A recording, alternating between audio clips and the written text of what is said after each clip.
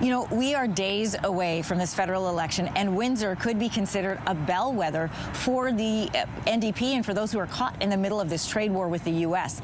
The auto industry employs around 20,000 people in the Windsor-Essex region, and as you can see behind me, you could literally swim to Detroit if it wasn't illegal.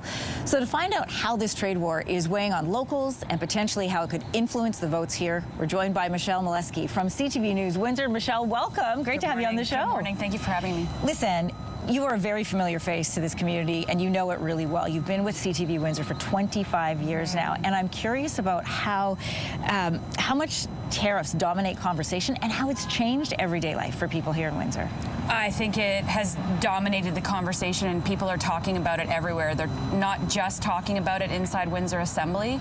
They're talking about it at the coffee shop, the back road stop around the corner. It's a long-time diner that is right behind the fact. They're talking about it there. They're talking about it at the credit union across the street.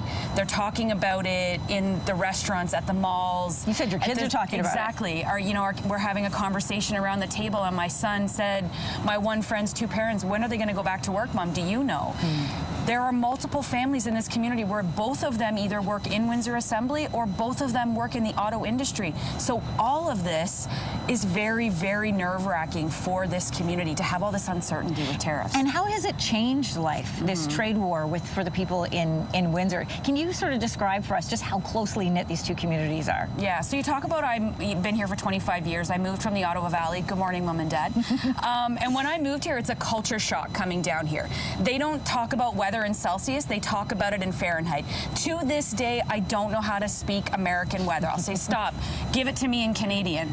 That's just one little small example. People here cross the border into Detroit to get a tank of gas. Yeah. It's quicker to go into a different country than it is to go from the 401 into downtown Toronto.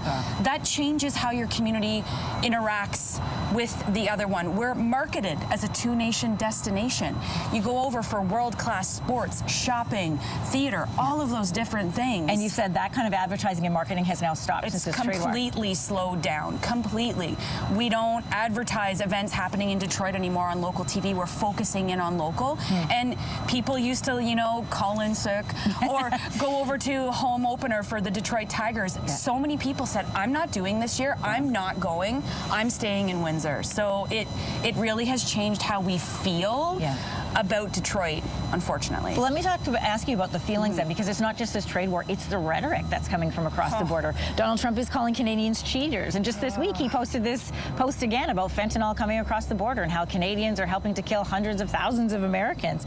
What does that kind of talk do to a city that is so closely integrated? I mean, they're more than friendly. People date across this border. Absolutely, and dating apps here get a lot of good hits because it draws in a catchment across to Detroit. You can go over for a date and be home in the same evening.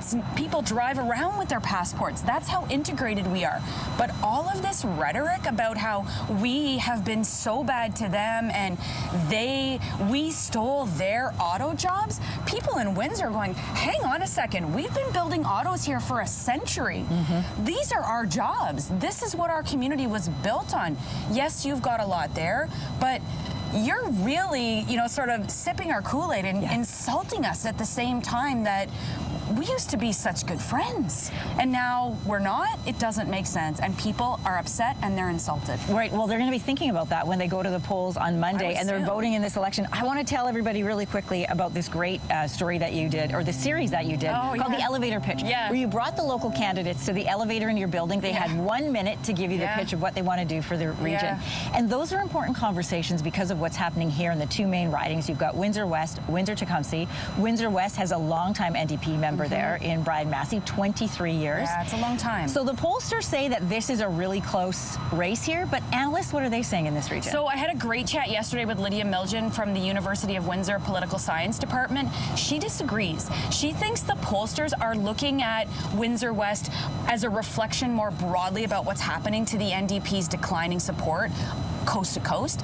She believes Windsor West, she actually believes all 4 ridings are a lock for the incumbents. Brian Massey in particular in Windsor West has such incredible name recognition, as you say, 23 years. Keep in mind, before that, he was a Windsor City Councillor who wasn't afraid to speak his mind. So he's got great name recognition. They're running great candidates against him. Harbinder Gill is a recently retired LaSalle police officer for the Conservatives. Richard Pollock, longtime federal drug prosecutor for the Liberals. So they're running good candidates. But Miljan thinks that poll is saying that Windsor West is at stake. She thinks it's got more to do with the NDP.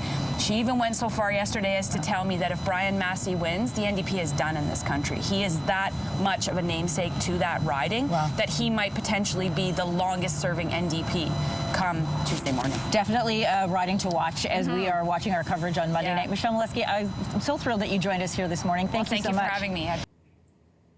If you like that video, make sure to subscribe to the Your Morning YouTube feed, where you can find all kinds of new content posted every weekday morning.